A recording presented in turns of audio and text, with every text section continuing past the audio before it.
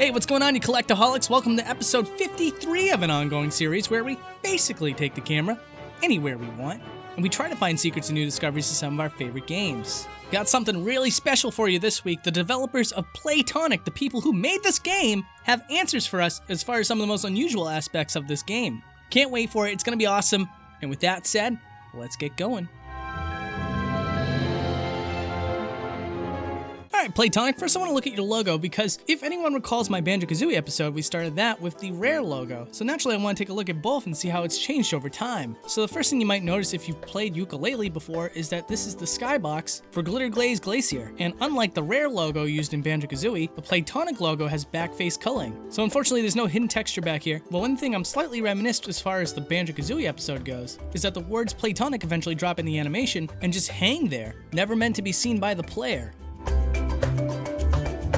Taking a very quick look at the file select menu here, I just want to show you that Yooka and Laylee are loaded up 3 times when you're trying to select a file. No culling trickery here like there was in Banjo-Kazooie. In fact, if we move the camera in just the right angle, you can see all 3 in one shot. Now, 2 in the back are a little harder to see, but if you squint your eyes really hard, you can definitely see them all there.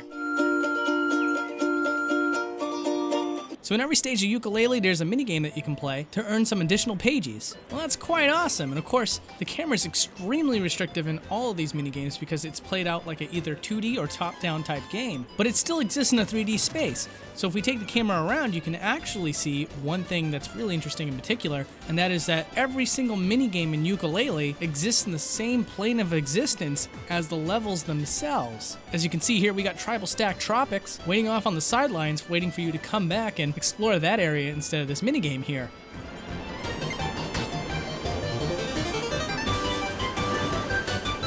So right here is Icymetric Castle, and the reason why we're looking at Icymetric Castle is that it reveals something about Yooka-Laylee in general, which is at any given time you can usually find the main stage somewhere on the map. Now here you actually can't see the map. So you might be saying, I cry foul already, but I promise you it's technically there. As environmental art director Stephen Hurst explains, all sections of a level are loaded into the scene at the start. This helps to cut down on loading times when going to and from the main scene to any sub-scenes. We then cull and turn off any sections of the level as and when we need them. Thank you, Stephen.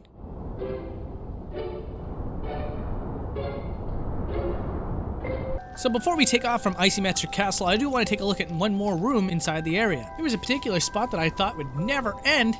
It really tested my skill because it was a very long gambit. I thought it'd be a really cool idea to take it in a first-person perspective and then zoom it out into a complete shot of every part of this room in one frame. And as you can see, it's a long way down.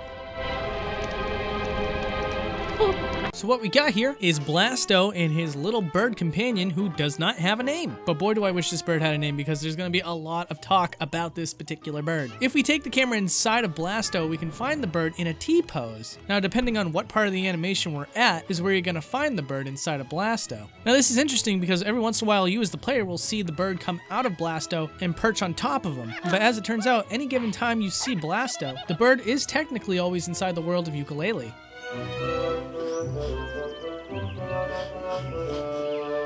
Now this is probably my favorite part of my own episode here. In the hub world of Yooka-Laylee, there's this press machine that turns logs eventually into books. Now, from the perspective of the player, this is all completely seamless. Logs go in and books go out. But if we were to take the camera behind the scenes, it turns out that all the objects on the conveyor belt get pressed underneath the map, quickly rush all the way to the back end, only to repeat the animation. So again, to clarify, that very second when the press is down and you can't see anything, that's when all the animation resets for it.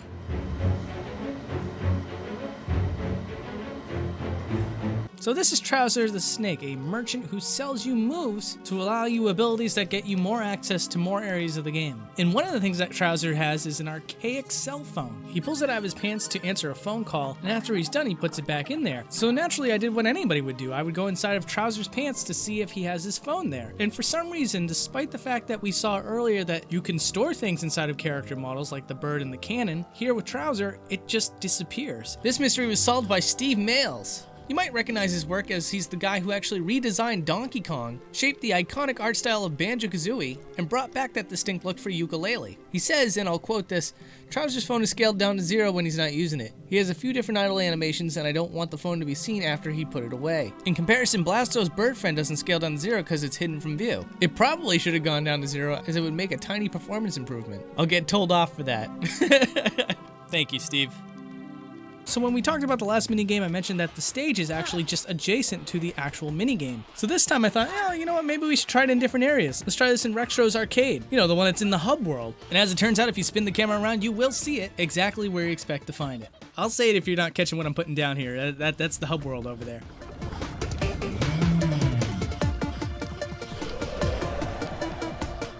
So if we take the camera through this helicopter transformation of Yooka and Laylee, you can actually find two things that are entirely impossible to see from a player's perspective, and that is a cockpit seat and a control panel. Now, as for why these two features were covered up, we don't have to guess, because the folks at Playtonics got our back. So this also comes from Steve Mails, and he says, "The glass was originally transparent, as the intention was for the taxi passengers to be seen inside the cockpit. We didn't have time for this, so the glass was made opaque." Steve, if you're watching this, I just want you to know I live for this stuff, so thank you. Sir Scoffsalot has a little bit of a secret of his own. Now, I don't know if this is indicative of missing texture or what, but for some reason on the inside of Sir Scoffsalot's tabard, there are shapes and markings that look like they represent something that once was. Now, the markings look like they outline patches and details, despite the fact that there's nothing like that on the front of his tabard. Remember when I said that was the last time we'd look at the isometric castle?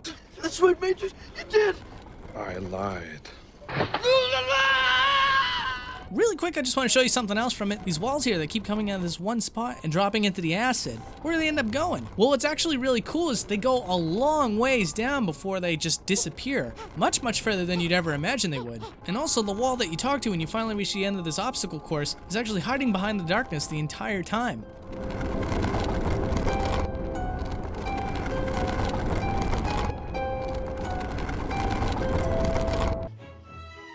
Letter pollution? I don't even know what you really call this. But you see it all around Capital B's building. And part of this is that you also see floating letters come out of the sludge. And if we take the camera below the water level, we can see just how these letters operate. Now, very much to my surprise, it actually turns out that these letters actually load into the map and then disappear as they fall back down. Based off of everything else I've seen in this game so far, I really just assumed that it was just going to actually exist at all times and just sink to the bottom and rise back up. But that's not what happens.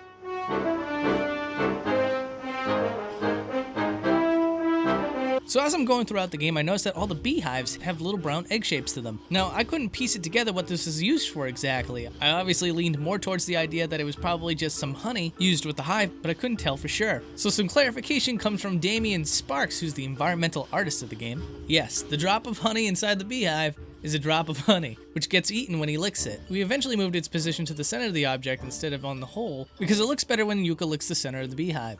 Thanks, Damien. And by the way, the environments of this game looked awesome.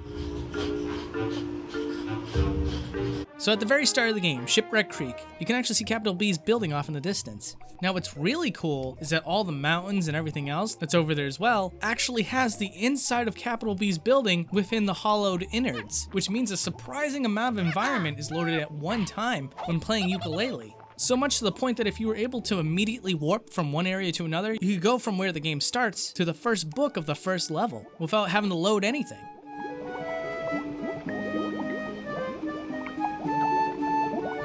So those of you who want a closer look at the pagey may be surprised to find out that it actually uses lorem ipsum. Now, for those of you who aren't familiar, lorem ipsum is a commonly used style of gibberish that's typically used to see what the format of something would look like on something like a web page or a document. So those of you expecting real words might be a little disappointed, but there is a neat little nod here for those in the know.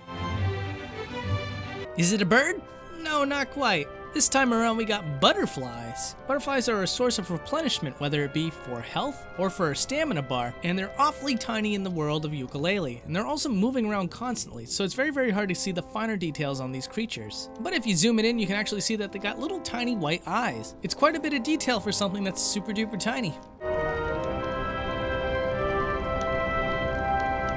During the minigame of Hurdle Hijinks, if you take the camera outside of the game itself, you actually discover an unused skybox. Now this skybox is somewhat similar to the one that's used later on in the game in the hub world, as both of them use sunsets, but this one in particular is far less cloudy. And at no point during this minigame are you able to see the skybox, because the camera keeps you locked at an eagle's eye view at all times.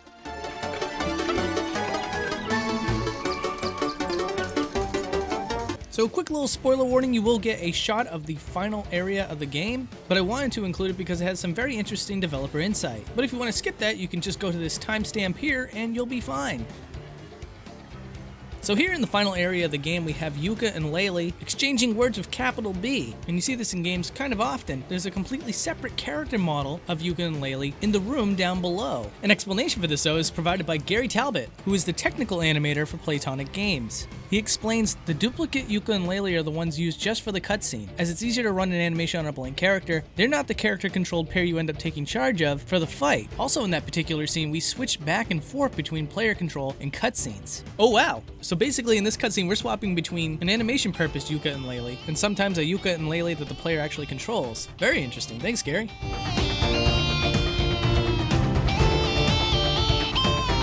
And we'll close the book on this episode of Yooka-Laylee by showing you where they come from exactly when they warp into a world. Jeez, it's not until I started editing this video that I realized just how long Yooka and Laylee are actually in this scene, but just super duper tiny, because I'm zooming in on the footage and now I can see the little tiny speck that is the dynamic duo. I actually had to go back and retake this footage just to see exactly when they come into shot, and the best I could do is seeing that they're actually right here.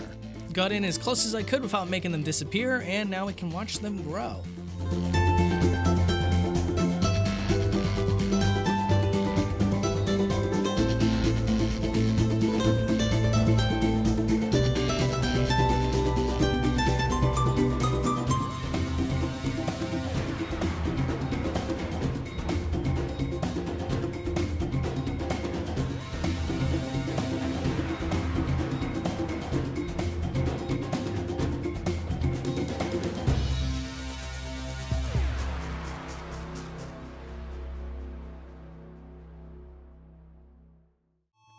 Okay, so this outro is completely dedicated to Playtonic. Guys, thank you so much for giving us some answers on this show. It means a ton to us. Also, I want to thank Mike Macho, although it's pronounced Maho, but it's spelled Macho, so, you know. It's more manly of the option. Exactly, why wouldn't you want to be Macho?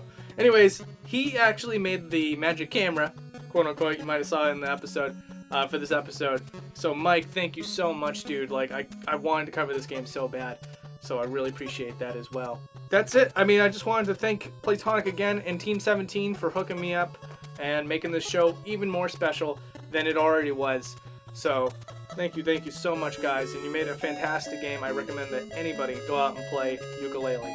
I'm a huge fan. So, Tap, Derek? we're tired. We just woke up. We're literally filming for the outro that's going to be out in like an hour. So... You know, we're up early. We're up early. Yeah. Dedication to the cause. So we're not all there. No, we're not. But guys, This is like take 17. it is. It really is. We're so out of it today. But guys, thank you so much for watching. I'll see you next time. Bye. Catch you later, Internet!